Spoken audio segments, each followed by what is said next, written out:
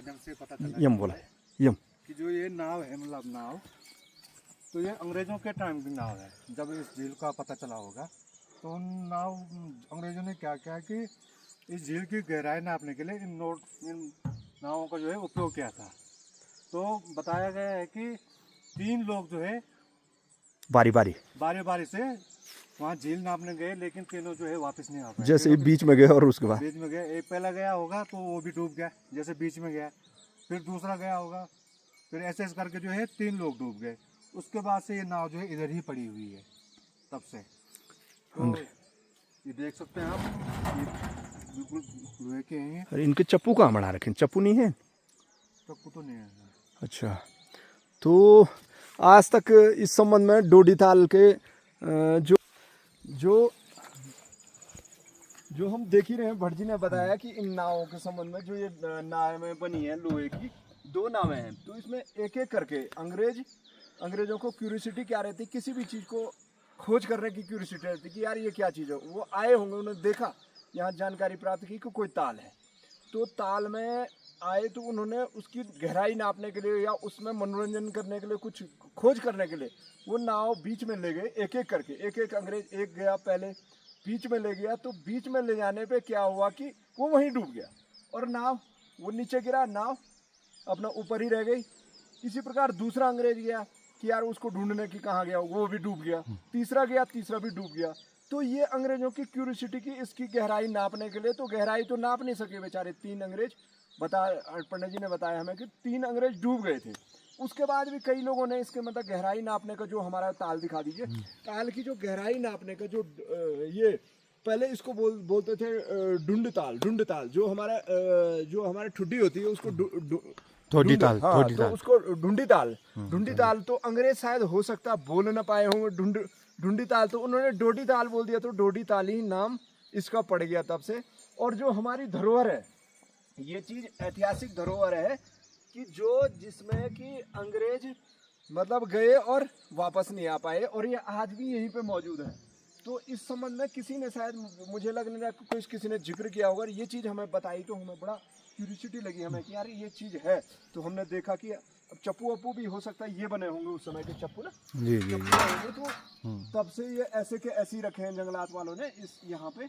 और देख सकते हैं आपकी नावों की जो स्थिति है, स्थिति जो नाव जैसे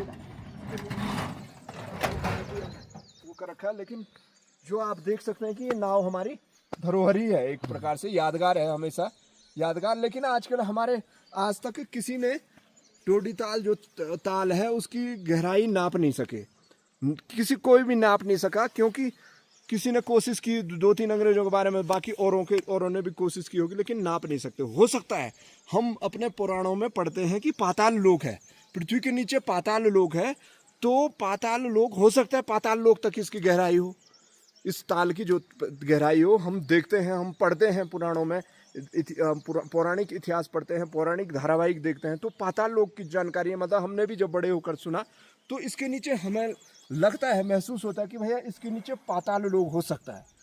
जो अब हम मान सकते हैं कि जब गहराई नहीं नाप सकते, हम भी जब जा रहे हैं, देख रहे हैं, तो गहराई ऐसे में जा रहा है, मतलब जो गहराई जा रही है तो ताल की, तो ऐसे में जा रहा है, ऐसे में नहीं है सीधे।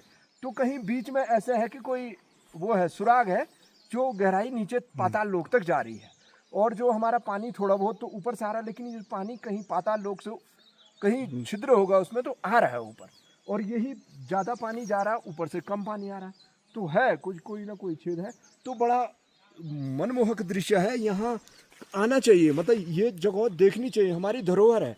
लोग यहाँ, क्योंकि यहाँ पैदल ज़्यादा है तो कम आते हैं, आजकल कम आ रहे हैं, बताते हैं पहले तो बहुत टेंट वेंट लगे रहते थे यहाँ पे, लेकिन अब कम लोग आ रहे हैं। लेकिन आना चाहिए, अगर जो इस वीडियो को देखे तो यहाँ अगर आए, तो यहाँ के बारे में अगर देखें तो यहाँ बिल्कुल मन प्रसन्नचित्त हो रहा है। कल पंडित जी ने यह कहा था कि जिसको अगर यहाँ अनुभव होते हैं कि अनुभव, तो मुझे भी लगभग रात पे 1:06 पे ऐसे शंखों की ध्वनि सुनाई दी, शंखों की ध्वनि सुनाई दी चारों तरफ, मतलब 6-7 ध्वनियाँ सुनाई दी चारों तरफ। तो पंडित जी ने ये कहा था कि जो यहाँ जिसको आभास होगा, तो मुझे भी रियली में आभास हुआ, मैं स्वयं प्रमाण हूँ कि मतलब इस चीज़ का आभास हुआ। रात को जब मेरी नींद खुली तो 6 या 7 बार शंखों की ध्वनि बजी। तो इस चीज़ के बारे में देखने पे हमें बताइए। तो यहाँ पे जो हमें पंडित जी ने बताया, पंडित जी ने ये बताया है कि जो दीपावली से पहले लक्ष्मी पूजन होता है, लक्ष्मी पूजन में ये होता है कि लक्ष्मी पूजन के दिन पंडित जी कह रहे हैं कि मैंने महसूस किया और हमेशा महसूस करते रहता हूँ, क्योंकि वो 20 साल से यहाँ पूजा कर रहे हैं। तो लक्ष्मी पूजन के दिन यहाँ पर जो अप्सराएं आती हैं, अप्सराएं यहाँ पर स्नान करती हैं, लेकिन दिखती नहीं है। उनकी खिलखिलाहट, हंसी सुनाई देती है। पंडित जी कह रहे थे कि 1-1.5 घंटे तक हंसी सुनाई देती है। और जो हमारे शिवलिंग है, मतलब शिव जी के भी कई यात्री बता रहे हैं कि कई यात्री दर्शन कर चुके हैं इसी पानी में, तालाब में, और शिवलिंग के भी दर्शन कर चुके हैं। तो यहाँ कुछ ना कुछ है जो मतलब एक हमारे जो लोगों में जो इतनी दूर दूर से आते हैं, हम लोग भी बड़ी क्यूरियोसिटी से 5-6 साल से यहाँ आने की क्यूरियोसिटी में थे। आज कल शाम को पहुँचे तो बहुत ही अच्छा महसूस हुआ, और मुझे भी खुद अनुभूति हुई जब शंखों की ध्वनि सुनाई दी। तो है यहाँ भगवान का कण कण में वास है, जो हमारा देवभूमि है। हम मतलब ये नहीं कह सकते कि भैया नहीं है, हमारे कण कण में, प्रत्येक पत्थर में, प्रत्येक पौधों में, प्रत्येक जो हमारे जो भी चीज़ है यहाँ, जो भी कण कण है, उसमें भगवान का वास है, भोलेनाथ जी का वास है, पार्वती जी का वास है, और यहाँ पे जो हमारे गणेश जी पैदा हुए थे तो उनका वास है। तो हम यही मान सकते हैं भट्ट जी। और ये अनुभूति तो मुझे हुई भट्ट जी, जो मैंने कल सुना शंखों की ध्वनि, मैंने आपको 1:19 पर उठाया, क्योंकि रात को मुझे ये लगा यार, मैंने आपको बताया, मैंने यार शंख सुने मैंने, तो है मतलब मुझे जब पंडित जी से पूछा सुबह, तो उन्होंने कहा यार ये आपका सौभाग्य है कि आपने बिल्कुल सही बात, मतलब भोलेनाथ जी का वो सुन लिया, मतलब डायरेक्टली सुन लिया। अब दिखते तो भगवान दिखेंगे, सही बात है, भगवान दिखेंगे तो हम आभास हो गया, मतलब हम जिस आप भाव से आए थे, जिस भाव से आए थे, तो मुझे ऐसा महसूस हुआ कि मैं भाव मेरे मतलब पूरे पूर्ण हो गए हैं। और अब हम थोड़ा सा आगे चलते हैं धीरे धीरे। इधर कभी अच्छा इसको पहुँच कर हाँ, इको लॉज जोड़ी ताल का ये जो बना है, वन विभाग का गेस्ट हाउस बना है। तो यहाँ पे लिखा हुआ है कि समुद्र तल से यहाँ की ऊंचाई 3045 मीटर है। यहाँ पे स्पष्ट लिखा हुआ 3000, और निर्माण वैसे 2008-9 में इस गेस्ट हाउस का, और उससे पहले पुराना गेस्ट हाउस इसके पीछे था। तो जरा भट्ट जी इधर आइए, कितना सुंदर अच्छा वातावरण है। यहाँ के जो पेड़ पौधे हैं, पेड़ पौधों में कतौही हमें मतलब महसूस हो रहा है कि जो हमें अनुभूति हो रही है प्रकृति से जुड़ाव की अनुभूति, कितनी सुंदर अनुभूति है। और हमें ऐसी जगह आना चाहिए, हमें ऐसी जगह जरूर आना चाहिए। एक आध दिन थोड़ा पैदल रास्ता ज़्यादा है यहाँ, लगभग 16-17 किलोमीटर परेशानी होती है, लेकिन भगवान के पास पहुँचने के लिए भगवान ऐसे ही नहीं मिलते हैं। जो भट्ट जी ने कल भी कहा था कि भगवान की वो पहुँचने के लिए ऐसे ही नहीं, जो ये घोड़े हैं, घोड़े रात भर ऐसे ही चढ़ते रहते हैं, इनको ना बांधते हैं ना कोई जीव यहाँ, क्योंकि यहाँ भोलेनाथ जी का वास है। इन पर कोई आक्रमण, कोई कुछ नहीं, कोई ऐसा नहीं है कि कोई जीव इनको वो कर दे। ये बेचारे ऐसे ही हैं रात भर, घोड़े जो ऐसे ही चल रहे हैं। और देख सकते हैं हम कितने सुंदर सुंदर पेड़ हैं यहाँ, जो सामने कितना बढ़िया जंगल है, जो पेड़ पौधों का जंगल है सामने देख सकते हैं हम। और ऊपर बुग्याल है, जो आप जूमिंग में देख सकते हैं कि जो हम दिखा रहे हैं आपको बुग्याल। तो यहाँ पे बता रहे हैं लगभग 5-6 किलोमीटर दूर है यहाँ से पैदल। तो हमारी अभी फ़िलहाल जाने का वो टाइम नहीं है, फुर्सत नहीं है, वरना इच्छा तो थी जाने की, मतलब बुग्याल को देखने की। बुग्यालों को बता रहे हैं वहाँ कैंपिंग लगती है और 1-2 दिन रुकता है आदमी, लेकिन इतना समय है नहीं हमारे पास। तो बहुत ही सुंदर देख सकते हैं आप, जंगलों के बीच से जाना। और ये जो गधेरा आ रहा है, इधर का जंगल दिखा दीजिए, कितना सुंदर है, जो हमारा कितना सुंदर है। और ये वातावरण देखने के लिए हम यहाँ आए हैं भट्ट जी। हाँ जी, बहुत सुंदर। और जो एक यहाँ पे भी बुग्याल है, इधर का दिखा दीजिए। बंदरपुर हिमालय बता रहे थे, बंदरपुर हिमालय बोल रहे आपने। तो यहाँ पे जो अभी बुग्याल दिखाया हमने, तो इसके पीछे खरसाली पिछली बार गए थे हम, तो इसके पीछे यहाँ से लगभग 30 किलोमीटर पैदल है रास्ता, 30 किलोमीटर का तो पैदल होगा। तो इसके पीछे ही खरसाली है, जो वहाँ से हमने पहाड़ देखे थे उस दिन जब हम शादी में गए थे। तो यहाँ से, और ये देख लीजिए यहाँ पे भी बुग्याल है, अरे सॉरी, ये बुग्याल है, वहाँ पे भी जूम कर दीजिए थोड़ा, बुग्याल ये देख सकते हैं आप, कितना सुंदर, मतलब कितने सुंदर बुग्याल है वहाँ पे। जो घास जमी यहाँ से तो दिख नहीं रही उतनी, पर थोड़ा बहुत दिख रही है हल्की फुल्की, क्योंकि यहाँ बर्फ़ भी गिरती होगी।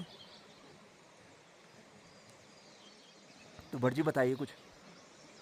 तो ये जो हम दिखा रहे हैं ये पूरा हमारा बंदरपुंछ हिमालय है, जहाँ से हमारा यमुना जी का उद्गम स्थल है।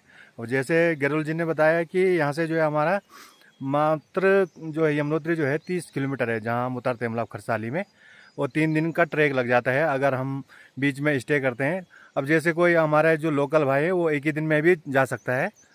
और ये जो दिख रहा है हमारा सारा पूरा ये यमुना जी का उद्गम स्थल है, बंदरपुंछ हिमालय, जहाँ से हमारी यमुना जी निकलती है। तो आगे बताएंगे हमारे सर गैरोल जी। और यहाँ पर जो है, जो हमारे धामों की जो वो है, हमने महसूस किया कि जो धाम है वो अगल बगल ही है सब। जैसे जो महत्वपूर्ण धाम है तो यहीं जैसे मानाबाद, यहीं पे आपका यमुनोत्री मैया है, मंदिर है, और इसी के आसपास गंगोत्री और आसपास केदारनाथ, बद्रीनाथ, आपका रुद्रनाथ, तुंगनाथ, सब मतलब इसी उसमें है, इसी क्षेत्र में पूरे है वो मतलब जो हवाई क्षेत्र है, तो हवाई क्षेत्र में काफ़ी नज़दीक है। और जो हम रूटों से जाते हैं अलग अलग, क्योंकि हिमाच्छादित रहते हैं पर्वतों के बीच, अलग अलग पर्वतों के बीच में, लेकिन आसपास ही है, सब आसपास ही है। ये महसूस किया हमने, क्योंकि जब हम पिछली बार गए थे तो यमुनोत्री कितनी दूर से गए थे हम, मतलब बड़कोट वाले रास्ते से इधर से होते हुए इधर ही आए थे पीछे। हाँ, और आए पीछे ही थे, तो है यही। अब यहाँ पे आप कह रहे हैं यही गंगोत्री आसपास, गंगोत्री का भी यही है, गंगोत्री का ये आसपास ही है। तो इसी के आसपास हमारा बद्रीनाथ केदारनाथ भी होगा। किस तरफ होगा बद्रीनाथ केदारनाथ भी? इधर ही होगा, इधर ही कहीं होगा ना बद्रीनाथ केदारनाथ। तो यही है रुद्रनाथ, तुंगनाथ। और ये देखिए यहाँ पे जो गणेश जन्मभूमि भी यही है। तो कैलाश पर्वत, कैलाश में जो हमारे भगवान भोलेनाथ और पार्वती जी यहाँ पे विराजित रहती हैं, जो भक्तों ही को मतलब दिखेंगे वो, क्योंकि जो भक्त पूर्ण श्रद्धा से, पूर्ण अपनी लगन से यहाँ आते हैं, पूर्ण श्रद्धा रहती है भगवान में, तो उनको ही डायरेक्टली या इनडायरेक्टली महसूस होता है। तो बहुत बहुत धन्यवाद भट्ट जी, आपके साथ बहुत आनंद आया, और इसका आनंद सभी लोग ले सकते हैं। मतलब यहाँ आने का अगर कोई प्लान बना रहा है तो हमारे भट्ट जी यहीं उत्तरकाशी के हैं, प्लान बनाना चाह रहा है कि मतलब हमें वहाँ जाना है, कि यहाँ अगर डोडी ताल जाना है तो हमारे भट्ट जी हैं, भट्ट जी यहीं के लोकल है, और संपर्क कर सकते हैं भट्ट जी से। भट्ट जी का मोबाइल नंबर है, बताइए। तो 9557 45 45 09, यानी 9557454509।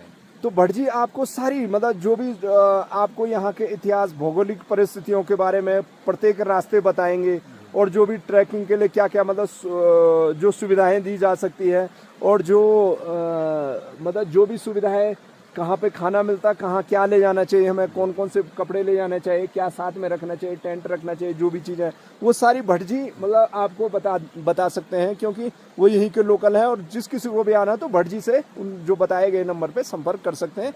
बाकी बहुत बहुत धन्यवाद इस वीडियो में। Bye bye. चलो ठीक है।